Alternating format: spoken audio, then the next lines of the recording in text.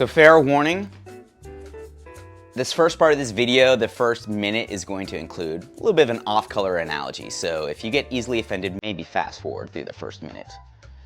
But if you're curious, it's about electronic drum kits. And I've always felt like playing real drums is like having real sex. It's great. It feels good. It's fun. And playing electronic drums is like masturbating while wearing a condom, while wearing a ski glove.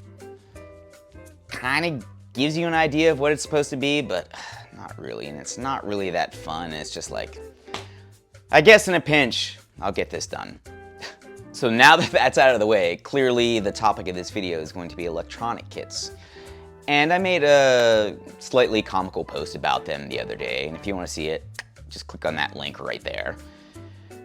And a viewer responded, and Drumming with Scissors 661 says, "Is that a Roland E-Kits? As an E-drummer, that's the only kit in Nashville that I was drooling over. That's like a $10,000 kit." And then they proceed to say, "It's a really poor choice for a Nashville honky tonk. I guess they want to keep the volume down, but I assume every working drummer knows how to play dynamically and keep the volume down." So that brings up a couple good points. And the first point is with an E-Kit. That user is absolutely right. I think it's a poor choice for a Nashville honky tonk. And here's why. I don't hate on E-Kits, and they can be a really effective tool. They can be an effective tool in the studio if you have them dialed in the way you want, in all the settings the way you want. It can save you some time with preamps and getting mics set up. It gives you a little bit more control. But it's a very individual thing.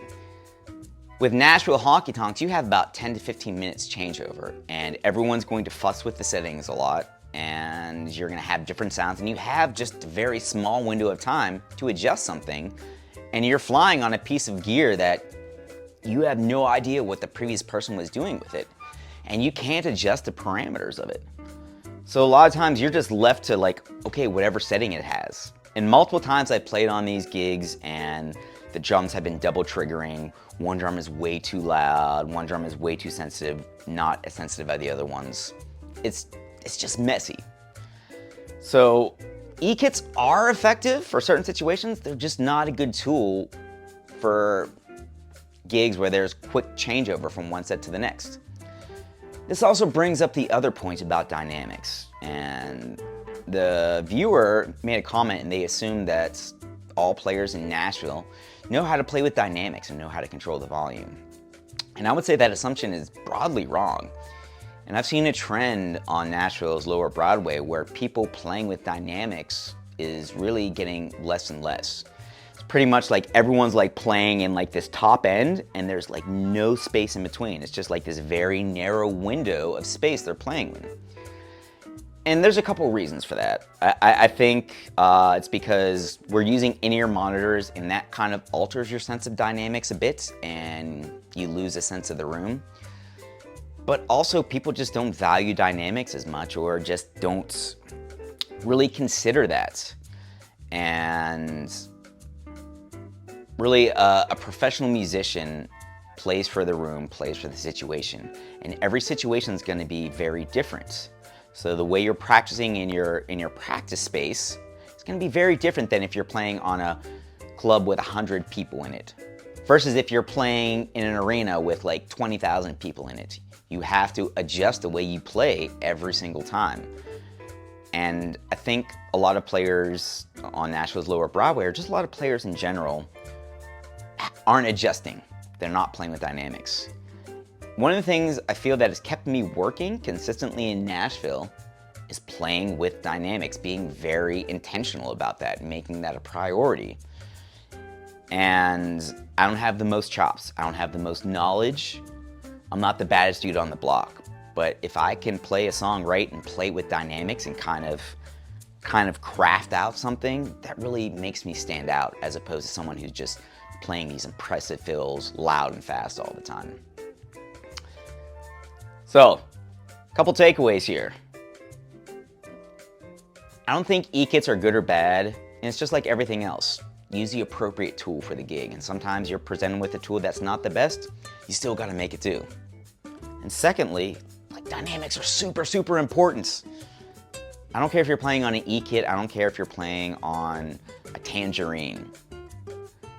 Playing with dynamics is something that it's not about chops. It's not about flashiness. It's about, okay, how smart can I be? How mindful can I be?